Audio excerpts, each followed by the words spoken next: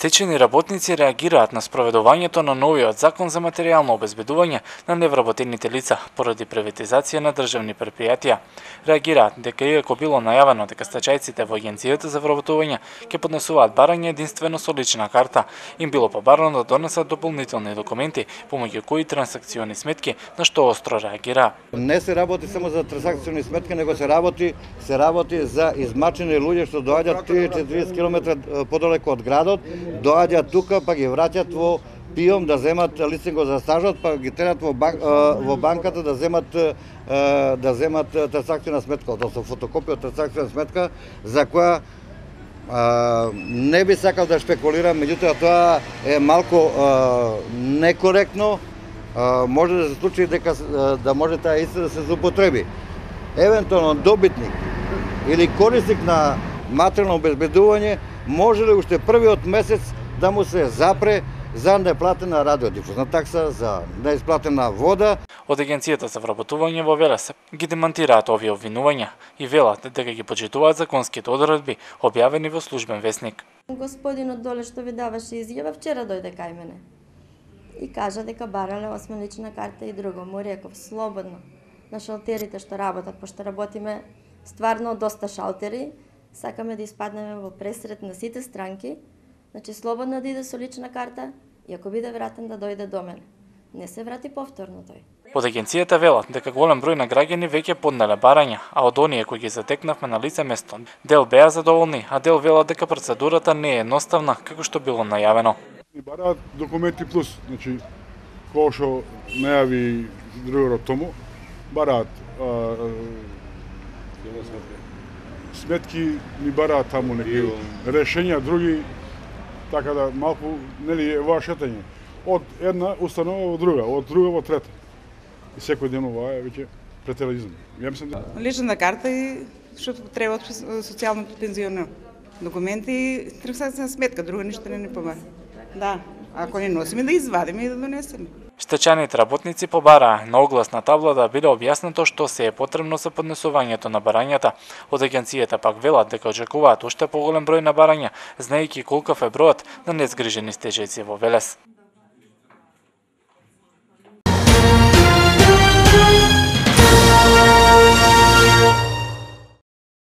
Советот на општина Велес во петок ќе одработи 16-тата седница. На истата, меѓу другото, ќе се разгледува извештајот за извршување на буџетот, и тоа кумулативно за сите 4 квартали за изминатата 2013 година. Кварталниот извештај за извршување на буџетот на општина Велес за овој извештаен период е направен согласно Законот за финансирање на единиците на локалната самоуправа и во овој извештај за временскиот период од 1.1. до 31.12.2013 година се внесени податоците за планираните тековно оперативни и капитални приходи и расходи на годишно ниво, а реализацијата е до 31.12.2013 година. Председателот на Советот на општина Велес е задоволен од реализацијата на буџетот.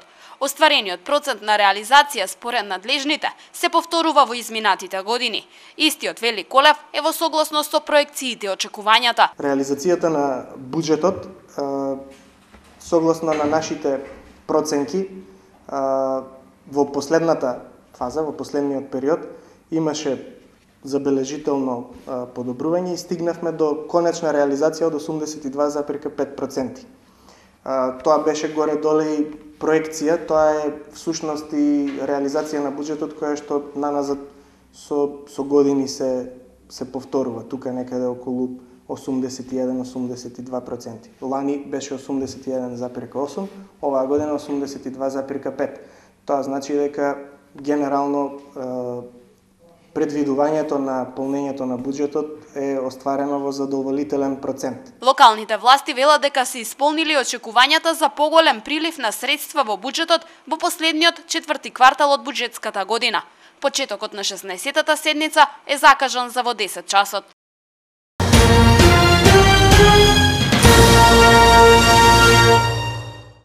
На стартот од месец март започнува проектот Рурален доктор. Селата каде што нема амбуланти, еднаш неделно ќе бидат посетувани од медицински тим, составен од лекар и медицинска сестра.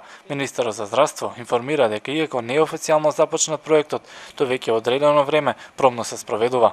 Од она што досега можам да го видиме дека проектот дава одлични резултати, затоа што овозможуваме доктор онаму каде што нема, недостасува, а порано имало. Тоа значи луѓето кои што живеат во тие населени места, помали населени места, имале доктор во определен временски период, потоа како резултат на некои реформи кои што се преземале, на едно комплетно запоставување на здравството, особено на примарното ниво, се направил сериозен јас, односно недостаток на доктори, и овие селски амбуланти или амбуланти во рурални подрачја биле комплетно напуштени. Проектот се спроведува преку здравствените домови, така и велешката установа веќе одреден период спроведува лекарски прегледи во селата од општините Велес, Градско и Чашка, како дел од засега пилот проектот. Се споемира пунктови, се направи еден акционен план и се почна да се действува. Секое село, значи, што има поголем број на жители, се означи како пункт во склоп на овие општини Градско, Чашка и општина Велес, практично почна да се посетува од страна на здравствениот дом, на тимот здравствениот дом, доктор, сестра, по 3 часа еднаш во неделата.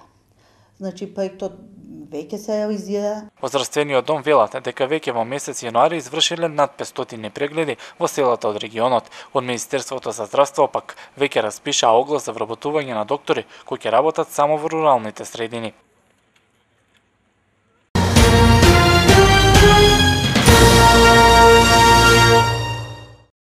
Институциите во градов се подготвуваат за реализација на акциониот план за изградба на пристапни рампи. Минатата недела ова го најави градоначалникот Чадиев, а деновиве директорката на интернатот потврди дека институцијата наскоро ќе добие пристапна рампа. Рампите се повеќе од неопходни, со оглед на тоа дека минимален е бројот на институции кои се достапни и за лицата со инвалидност. До крајот на февруари планираме да распишеме тендер за изградба на пристапни рампи за инвалидни лица. Исто така тоа ќе биде со тендерска постапка со барање за прибирање на понуди ќе биде. И планираме негде во текот на март да го реализираме сето тоа.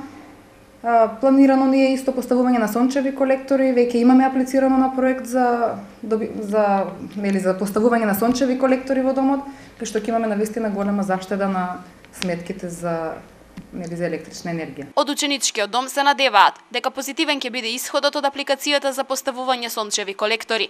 На овој начин, велат, значително ќе се заштедат средства кои институцијата ќе ги пренамени во подобрување на условите. Деновиве заврши првата фаза од промената на вратите, а наскоро се очекува да започне и втората, со која е предвидено да се променат сите врати од санитарните јазли и спалните во Лазар Лазаревски.